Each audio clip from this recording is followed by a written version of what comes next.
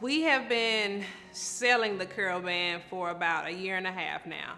I was still, like I said, the CurlBand was developed out of need, so I was still working at the utility company back in Memphis. My kids were in school. We have a blended family, so I'm juggling, all of my kids and their activities, and I'm a stickler on education, so making sure they have their schoolwork. My husband traveled a lot, so I'm ripping and running with him. Like, we were doing a lot. My mom, as she say, you burn both ends of the candle. So we were always going, always doing something. And Superwoman, as I call it, like, lost her S. It got to the point where I felt like I had to be doing all this, but it was becoming a burden. It was a lot. It was a lot. And then viewing other social media and people, like, I encouraged myself, but to the point that it was just like, it was too much. Like, I had to honestly sit back and say, okay, you're stressed. It was a lot going on. And so there came a point where it was like, okay, the CurlBand is doing well, but it was kind of being treated as a stepchild. After all the kids got their stuff done, after I worked, after my husband did this, it was like, okay, at night, now let's pay some attention to this. And even with us not giving it like 100%, it was still doing well. I trust in God, and He just kept giving me insight on like just trust me, just go. Just do it. Like, what I wanted to be retired before 40 from a 9-to-5. Like, He was giving me all the tools that I needed to make this happen. He was continuing to open up doors, and I was out of fear, or just kind of like, oh, I don't know, if I could do this, because I had sure money here, and then you have, like, I don't know over here. And so there was a transition where we started looking to move, explore new places, new options, and it's like, okay, we can do it, but that fear still set in. So we just decided, like, okay, we're watching Shark Tank, we're watching all those shows, and we're seeing all these entrepreneurs get out there and do it. And a lot of them were like, okay, are you doing this full time or is it part time? Because it's like, where is your heart really? Like, is it really in this?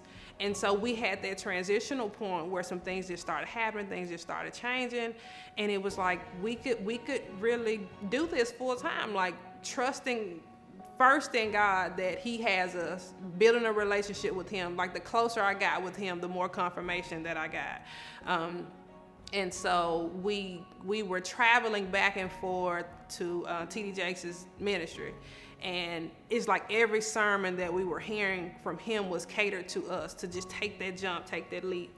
Also, Steve Harvey, I think he did a segment on that leap, that jump. And then I started just taking inspiration from other successful people. And like, everyone had this triumph type story, or this, I took this leap. I moved here with nothing. I had nothing. I lost everything. And it was like every person who was successful had this kind of transition story. And it clicked, like, us sitting here being comfortable with the jobs and the family and the kids is not going to get us to the level that we want to get to. Like, we got to get outside of our comfort zone. We got to kind of be uncomfortable and just let the things that God equipped us with, like, just come out and be exposed. So we were gearing up to move to Texas. We were going to take the family, take the kids away from our parents and everyone else, our jobs, and just move to Texas. And I got pregnant. And so I was like, okay, this is God telling me not to go. Like, I'm not going to leave my mother. I'm not going to leave my hometown. And now we're expecting another baby. And I need that help. In that, a couple of weeks later, I had a miscarriage. Something that I've always heard of other people having, but never experienced it. So I'm like, okay, I've birthed 3 kids. I'm healthy. Why would I be having a miscarriage, kind of, I guess, at this time? So in that pain, not trying to, because I still had to keep going. Like I couldn't go into this sad, woe is me type place. Like I said, I'm pretty good about encouraging myself, but I had to go into my prayer closet and kind of ask God, like, okay, I'm not blaming you for this happening, but just give me understanding. Like I need to know if your will allows, to just show me what's going on here. And it led me to this book called Overload by Joyce Myers. And it talked about just being so stressed out over just life and things. And I realized that I'm a functioning, stressful person. I can function in stress and no one else knows it until I go and just kind of lay my head down or with my husband and everything else like that. And I realized that the stress was coming from Ashley trying to make everything happen, Ashley trying to make everything perfect, Ashley trying to provide great customer service with the CurlBand, Ashley trying to improve the CurlBand into this awesome product so that my consumers are happy with it, Ashley trying to be this great full-time engineer at work and competing with my counterparts, Ashley trying to be this wonderful wife to this husband, Ashley trying to be this super mom to these kids. And it was too much. And God was showing me that, like, I'm here, trusting me. Those things that you're trying to make happen, I already have them done for you, but you will never ever be able to truly experience it until you give it to me. And so with that miscarriage, it was like you did everything perfect, yet and still, you know, the child is going on to a better place. So it wasn't about me and what I was doing good and what I wasn't doing good. It was all about me just trusting in him.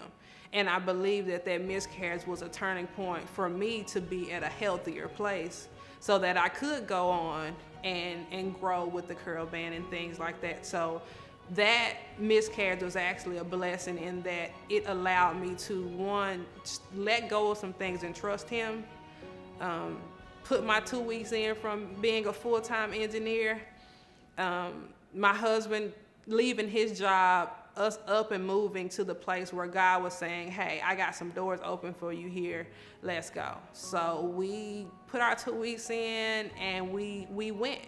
And so we're here in the Texas area. And when I say it has been an amazing couple of weeks, doors have just been opening. My heart has not been as heavy with the stress of things. My kids are functioning better in their classrooms in school. And so it's like I feel like I'm in the middle of a story. You got your beginning, you got your middle, and I still don't know exactly what's in store at the end. But I'm at that turning point where I know that whatever happens, that I'm good. I'm happier, and I'm trusting that this is all going to work out in the way that God wants it to happen.